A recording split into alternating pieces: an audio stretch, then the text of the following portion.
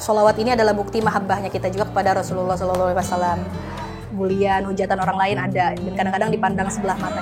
Jadi ketika kita mau melakukan maksiat nih, tapi kekerasannya itu, ya Allah, aku tuh pegang Al-Quran gitu, ini amanah, dan orang-orang tuh nggak semua orang diberikan amanah untuk bisa seperti itu.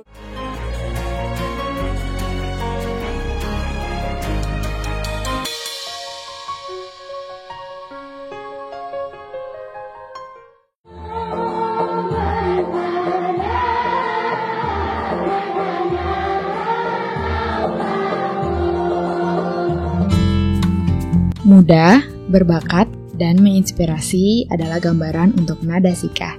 Penyanyi sholawat yang memulai karirnya sejak usia 10 tahun ini memiliki sifat yang rendah hati dan ramah. Hal tersebutlah yang menjadikannya banyak dicintai terutama oleh anak muda. Sejak usia 10 tahun, dulu waktu itu pesantren di Qiratul Sab'ah. Di sana mulai belajar ngaji, terus mulai suka sholawat itu. Pertama saya pernah rekaman juga kan, rekaman sholawat, dibuatin album sama orang tua, sama mama papa, dan disupport juga. Pokoknya terjun itu sejak kelas 5 SD 10 tahun, tahun 2014-an. Semangatnya melantunkan sholawat terinspirasi dari sang ayah, karena sang ayahlah yang pertama kali memperkenalkannya kepada Al-Quran dan sholawat. Sosok yang paling menginspirasi ya, papa sih, Abi. Karena kebetulan kan Abi itu guru ngaji pertama buat saya, dan dia juga yang ngajarin sholawat, ngaji dari mulai Iqra sampai Al-Quran. Pokoknya sosok yang menginspirasi banget itu Abi. Dukungannya berupa, ya mungkin kan orang tua itu adalah guru pertama kita di rumah juga. Dukungannya sih pertama, satu, Abi itu memotivasi untuk kita bersyiar, melantunkan sholawat itu. Jadi bukan hanya melantunkan bernyanyi aja, tapi kita juga akan mendapatkan syafaat kelak di yaumul qiyamah. Dan juga sholawat ini adalah bukti mahabbahnya kita juga kepada Rasulullah SAW. Gitu sih. Selama mendalami ilmu Al-Quran di pesantren, Nada Sika mengaku banyak mendapatkan pengalaman yang tidak terlupakan. Selain itu, ia juga mendapatkan ilmu yang bermanfaat untuk kehidupannya saat ini. Banyak sih. Mungkin dulu kan waktu itu santri termuda juga kan di pesantren. Waktu itu santri termuda itu aku umur 10 tahun kan. Jadi mungkin masih dianggap anak bawang lah, anak bawang paling kecil di sana. Tapi ya gitulah, ada bandel-bandelnya gitu kan. Pernah kabur dari pondok juga. Terus apa lagi ya? Terus waktu itu pernah saking hausnya, tapi di sana nggak ada air, aku minum air keran gitu. Minum air keran di musola waktu itu karena saking haus banget kan. Dan tapi suka dukanya ya gitu. Dan senangnya itu ya apa ya? Karena kita lebih terjaga gitu di pesantren itu, kita lebih terjaga pergaulan, lingkungan. Sehari-harinya itu tiada hari tanpa mengaji gitu kan. Dari bangun tidur sampai mau tidur lagi, itu pasti Al-Quran dan mengaji lain.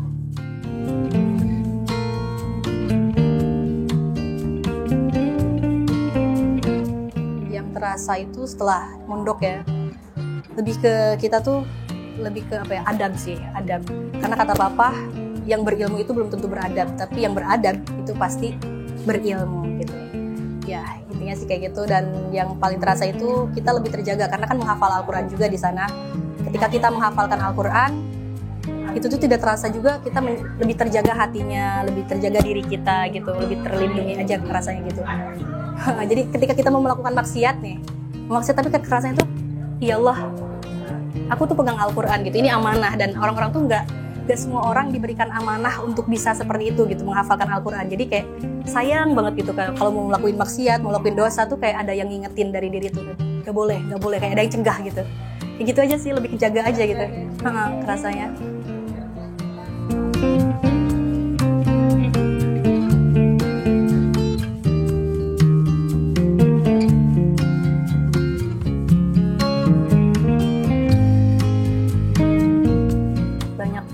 Banyak banget.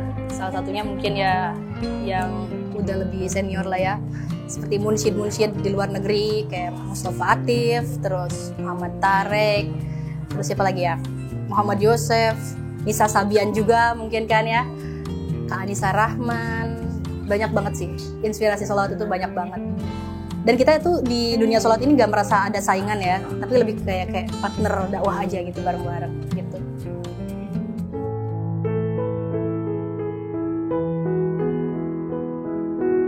Dalam perjalanan karirnya, banyak suka duka yang sudah ia lalui.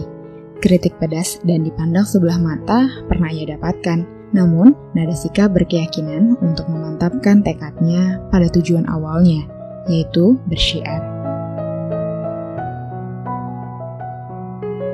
Banyak banget sih, banyak banget. Tapi yang paling kerasa tuh perjuangan tuh doa orang tua sih, dari orang tua. Mereka tuh jatuh bangun dalam berkarya itu ada ya, kayak bulian, hujatan orang lain ada, dan kadang-kadang dipandang sebelah mata juga sering ya. Cuman kayak kita berkeyakinan, ya kita kan di Jarul Sholawat ini intinya syiar ya, mudah-mudahan aja Allah kayak kasih jalan yang kemudahan gitu kan. Tapi alhamdulillah sih sejauh ini banyak orang sih yang sayang dan yang support sih. Itu aja sih. Lebih banyak yang support alhamdulillah, dan Umi Abah juga sangat mendukung. Sangat berperan penting juga. Banyak banget sih, banyak banget ya, banyak banget. Tapi ya udah seperti angin lalu aja lah udah gitu. Yang penting kan kita nggak seperti yang mereka omongin juga gitu. Cara menyikapinya ya udah, mungkin kalau ada koreksi atau kritik dari orang-orang jadikan pelajaran untuk introspeksi diri, dan setiap pujian itu jangan sampai menjadikan diri kita sombong juga gitu sih intinya. Menghadapnya gitu aja.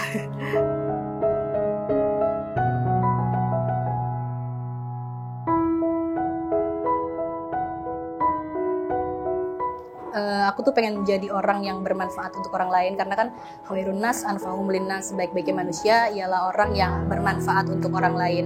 Dan alhamdulillah berawal dari seorang santri kan, sampai alhamdulillah juga sekarang mempunyai seorang santri kayak gitu, mempunyai santri gitu. Dan alhamdulillah juga saya kan membangun pesantren juga di sana, membangun pesantren untuk mengamalkan ilmu-ilmu yang udah diambil dari pesantren gitu. Dan alhamdulillahnya sesuatu itu tuh udah tercapai juga, alhamdulillah. Motivasinya sih itu aja sih, ingin menjadi orang yang bermanfaat untuk orang lain.